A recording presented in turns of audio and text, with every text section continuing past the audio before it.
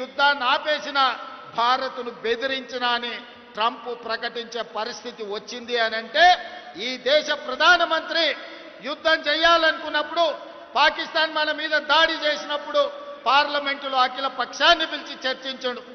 మరి యుద్ధం ఆపాలనుకున్నప్పుడు ఎందుకు అఖిల పక్షాన్ని పిలువలేదని నేను అడుగుతున్న ఈ దేశ ప్రధానమంత్రిని. ఆనాడు నీకు అవసరమైనప్పుడు మమ్మల్ని పిలిచినావు, మమ్మల్ని అండగా నిలబడ్డమన్నావు. మేము సైనికులను అమరులైన భారతీయులను దృష్టిలో పెట్టుకొని రాజకీయాలకు అతీతంగా మోడీకి బీజేపీకి అండగా నిలబడ్డాం.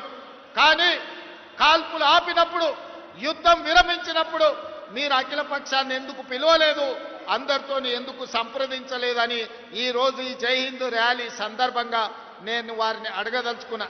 మిత్రులారా, నాయకత్వం అంటే ఆశామాషి కాదు, యుద్ధం అంటే ఉపన్యాసాలు ఇచ్చుడు కాదు, మైకులో పెద్ద పెద్ద సంభాషణలు చెప్పుడు కాదు.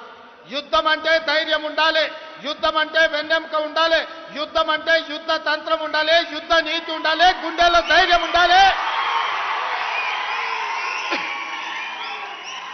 గుండెల్లో ధైర్యం ఉన్న నాయకుడే యుద్ధాన్ని గెలిపిస్తాడు, యుద్ధ తంత్రాన్ని పన్నగలుగుతాడు.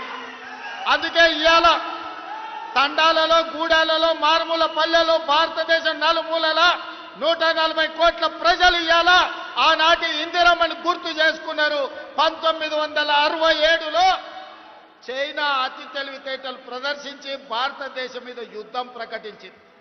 ఆనాటి ప్రధానమంత్రి శ్రీమతి ఇందిరాగాంధీ గారు తిప్పి కొట్టడమే కాదు, చైనాను ఓడించి మోకాళ్ళ మీద కూసబెట్టి చైనాకు గుణపాఠం చెప్తే మన్న జరిగిన చైనా దురాక్రమణ 4000 స్క్వేర్ కిలోమీటర్లు ఈరోజు భారత భూభాగాన్ని ఆక్రమించుకున్నారు.